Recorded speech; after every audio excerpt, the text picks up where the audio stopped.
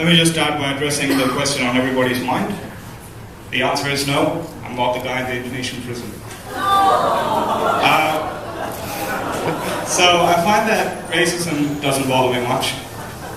Like, for example, a couple of weeks ago, this angry customer at work called me a fucking Indian, which I was okay with, but my boss, who's a white guy, was super upset about it. With me, not with that guy. He was mad at me for not defending myself. He was like, why don't you get mad? And I said, why would I get mad? What do you mean? That guy called you a fucking Indian. I said, yeah, he's pretty spot on.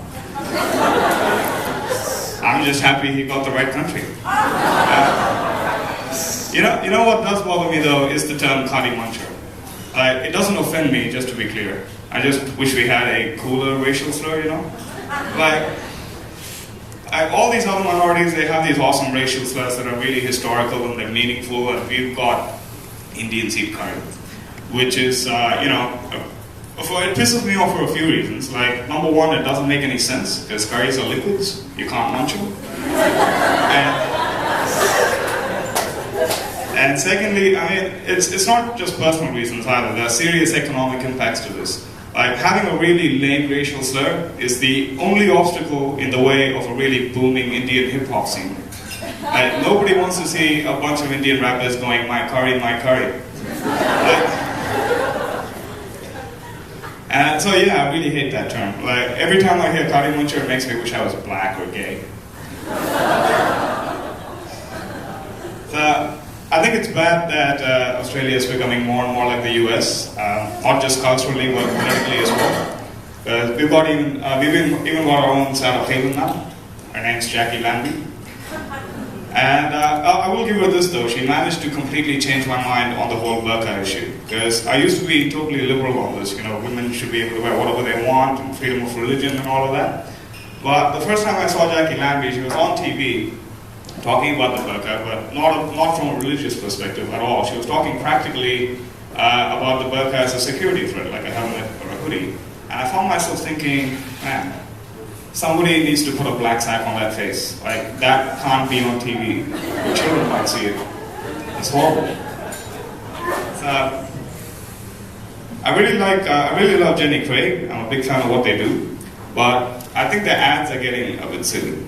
Because there's this one where this woman, she's talking about how she didn't know she had a weight problem until she saw a photo of herself standing next to 4 girls in bikinis. Like, really? Because not since Adam and Eve took dietary advice from a talking snake and realized they were naked has somebody been so unaware of their own situation. And ladies, honestly, don't stop doing it to yourselves. You're fine. You look great. We love you. If guys have unrealistic expectations from women, it's got nothing to do with the way you look. It's just that we wish we could understand some of the stuff you say. Like, I don't want you to help me solve my problems, I just need you to listen. Which just makes no sense to us. Like, if you want somebody to talk to about your problems and not do anything to help you at all, that's what God's for. It's called prayer.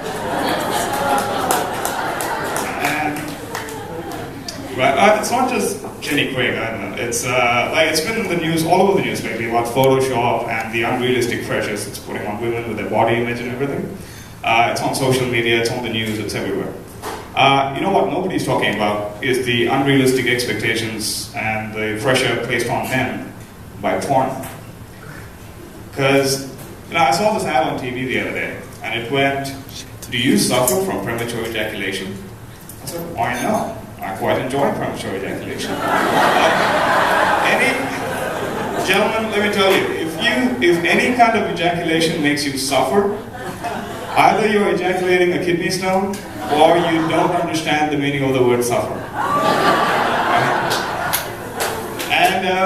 But you know what? I gotta say this as well. It really offends me when I hear men acting like it's their responsibility to sexually please a woman. And I'll tell you why. It's because I'm a feminist. And I think it's condescending and sexist of men to assume that a woman can't get an orgasm unless a man gives her one. Guys, it's 2015, and women are strong, independent people, and they're more than capable of helping themselves. I'm Anand.